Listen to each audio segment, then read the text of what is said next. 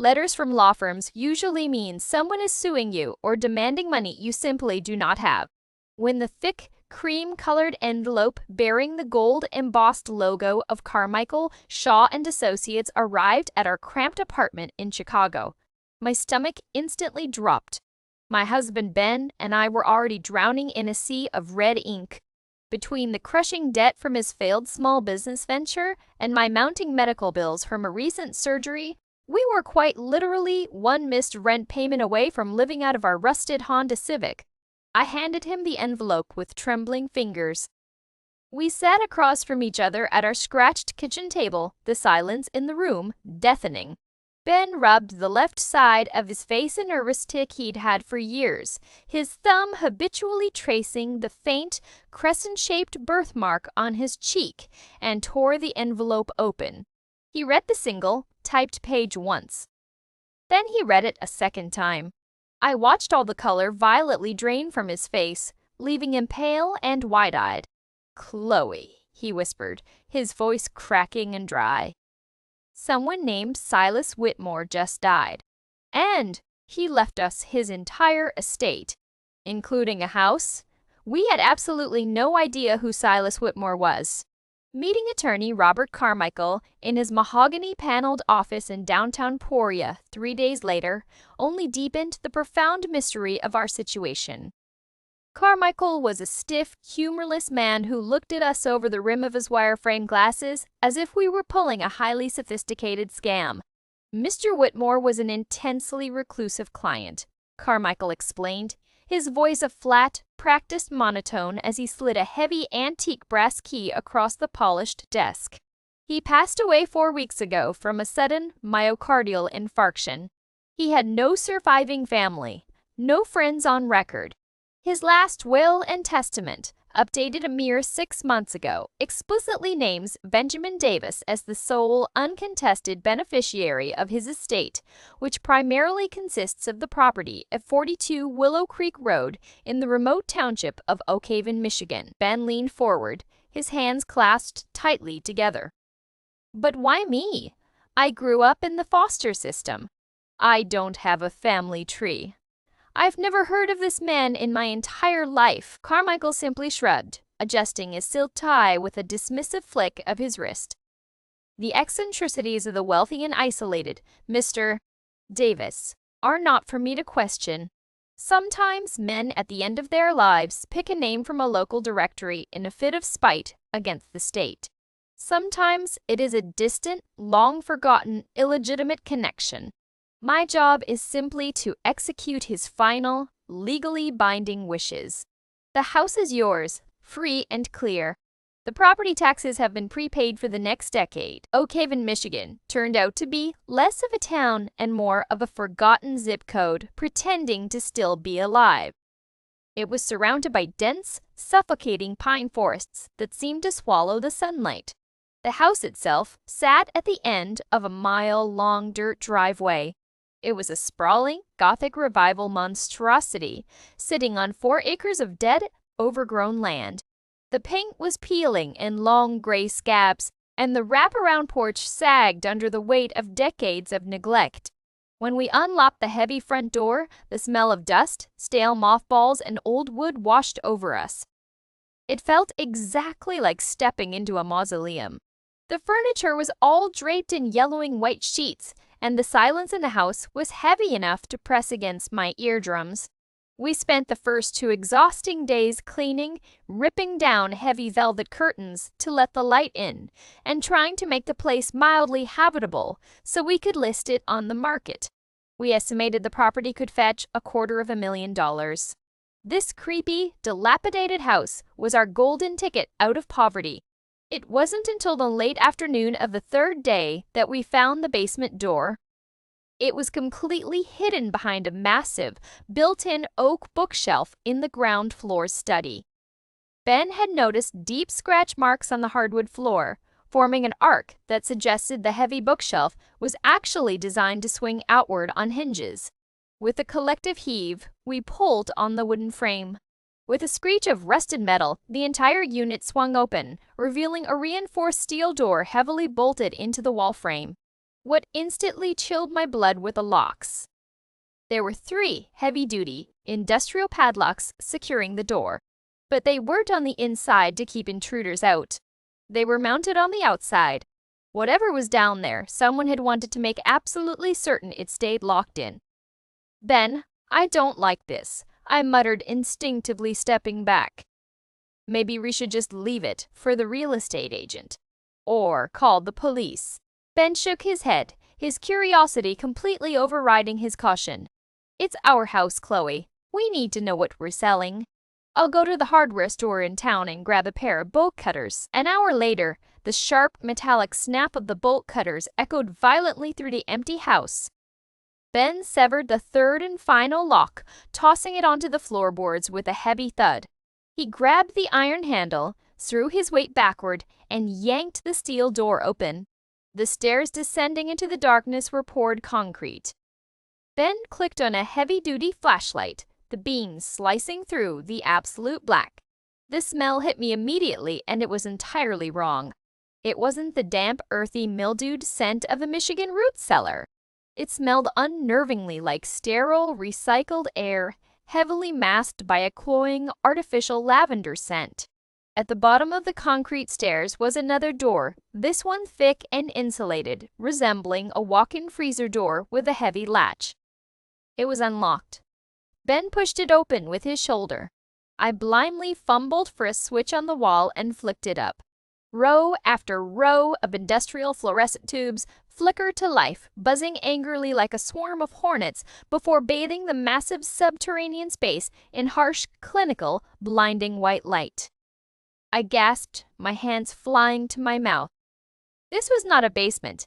It was a fully functional underground bunker, and the layout of it was deeply, horrifyingly wrong. The space was massive, easily 2,000 square feet of poured concrete, but it had been meticulously divided into bizarre staged living sections. One corner was an exact, almost museum-like replica of a vintage 1990s living room, a faded plaid sofa, a boxy CRT television sitting on a wooden stand, a VHS player, and a Super Nintendo console with the controllers neatly coiled. That there were no windows. Instead, fake window frames had been permanently bolted to the concrete walls, housing backlit landscape posters of a sunny, generic park acting as a simulated view. Further into the cavernous space was a functional kitchen, the pantry shelves completely stocked with decades-old canned goods, powdered milk, and gallon jugs of distilled water. But it was the bedroom area at the far end of the bunker that caused a cold sweat to break out across my skin.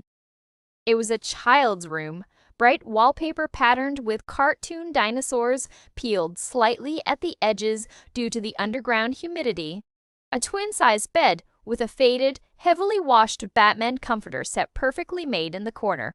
A small wooden desk held a neat stack of spiral notebooks and a jar of dried-out markers. As we slowly walked through the space, our footsteps echoing off the concrete, the horrifying reality of the room began to dawn on me. The space had evolved. It was a chronological timeline. The dinosaur wallpaper gave way to taped-up posters of Nirvana and Soundgarden. The toys on the shelves morphed from plastic action figures to a dusty acoustic guitar, high school-level textbooks, and a set of rusted dumbbells. Someone had grown up down here. "Chloe," Ben choked out. His voice sounded strangled. He was standing completely rigid near a massive corkboard mounted on the far wall. I hurried over to him. The board was covered in Polaroid photographs. Hundreds and hundreds of them pinned meticulously in chronological rows. I leaned in closer, my heart hammering violently against my ribs. The pictures were all of a little boy.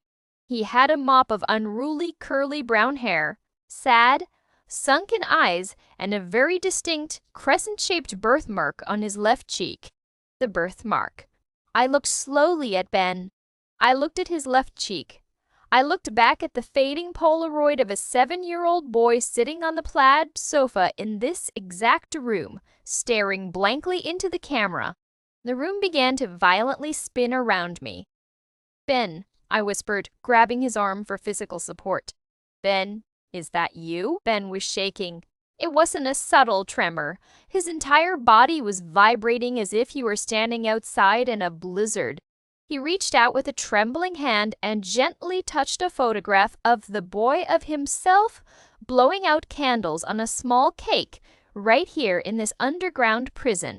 His eyes were wide, glassy, staring at the corkboard with an expression of profound, hollow terror.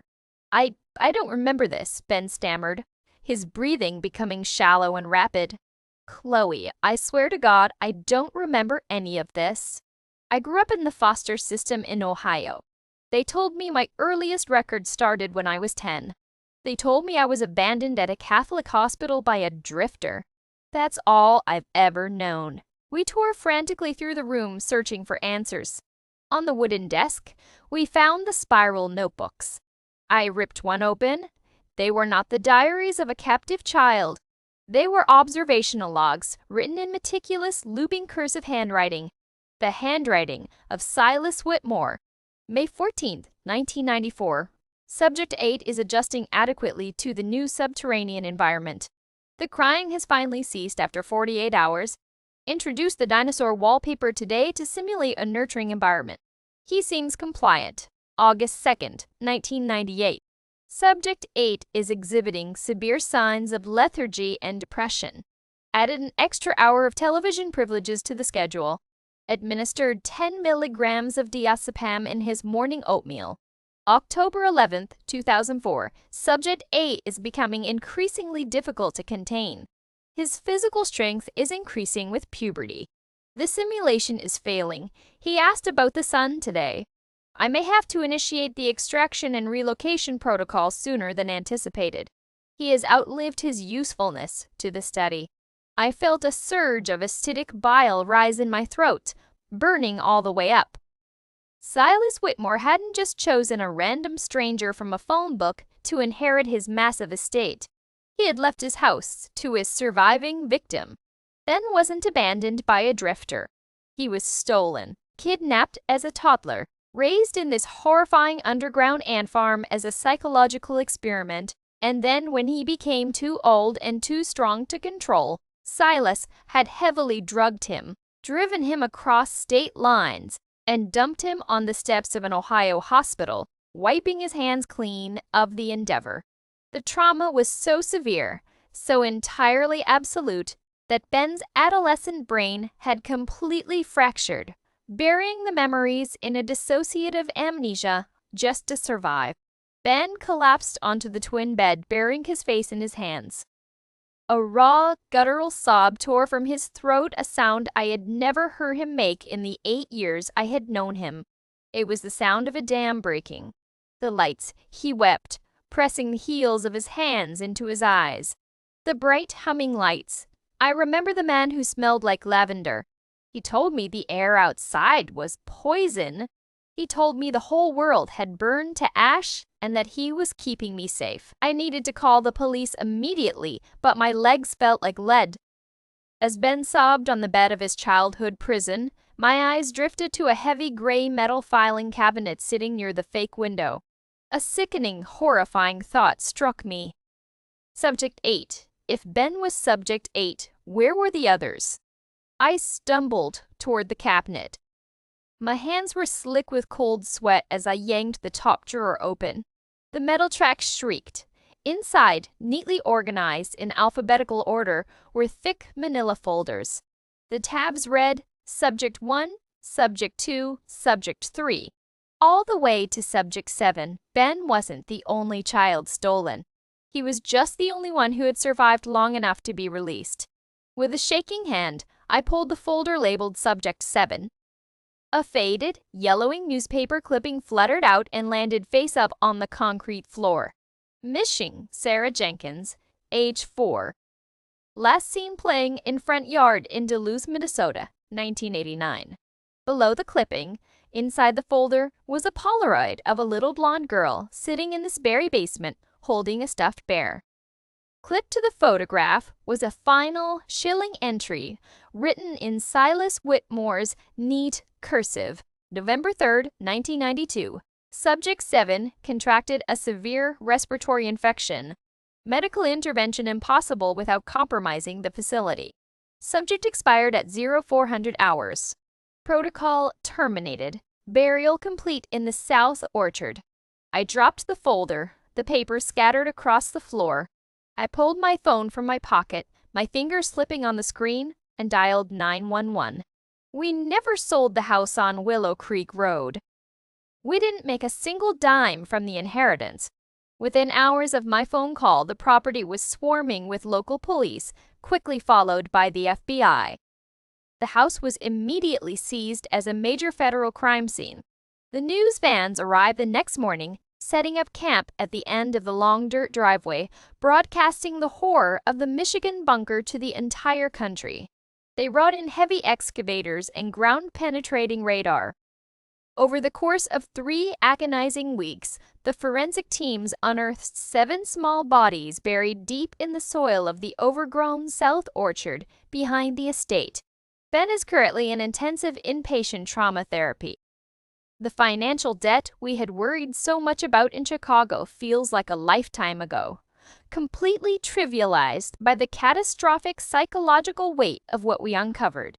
The inheritance wasn't a financial blessing, and it wasn't a gift of guilt from a dying man. Silas Whitmore was a monster to his dying breath. The inheritance was his final, twisted psychological game away to drag his only surviving victim back into the cage, forcing Ben to confront the horrifying truth of a childhood he didn't even know he had survived. We inherited a house from a stranger. But the true inheritance was a nightmare that will never truly end.